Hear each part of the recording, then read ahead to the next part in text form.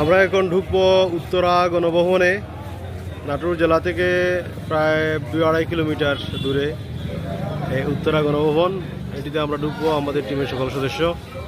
আমরা টিকিট কাটতেছি, আমরা ঢুকে পড়বো এখন।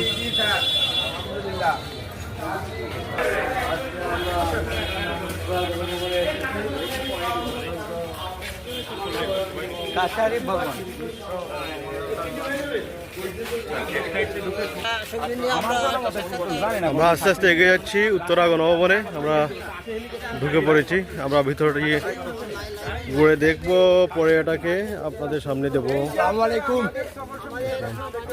এখানে প্রতিদিন অনেক মানুষ আসেন ঘুরতে, বেড়াতে, দেখতে। তার পাশের লেক।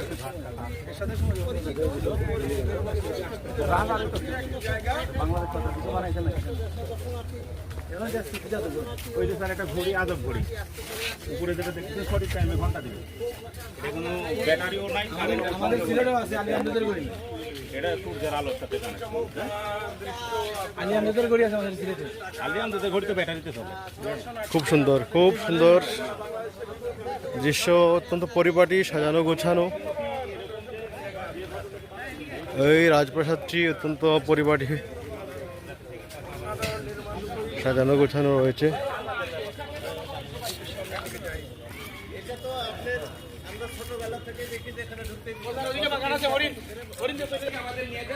সবাই একসাথে যায়। উনি যেদিকে নিয়ে যায় ওদিকে যান। ঠিক আছে, গাইড স্যার চলে যান।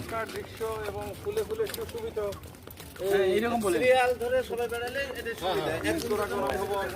আপনারা দেখতে পাচ্ছেন এখানে মন্ত্রী পরিষদের মিটিং হয়।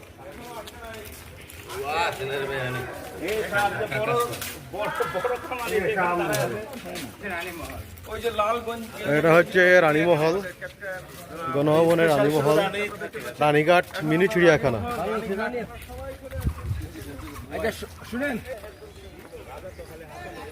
এটা অনেক সুন্দর হবে, এই ছবিটা সুন্দর হবে।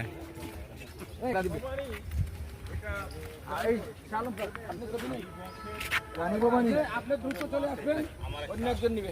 এই স্যার, খালেদ স্যার, চিড়িয়াখানায় চলে যাই আমরা। দিঘিটা একটু দেখাই।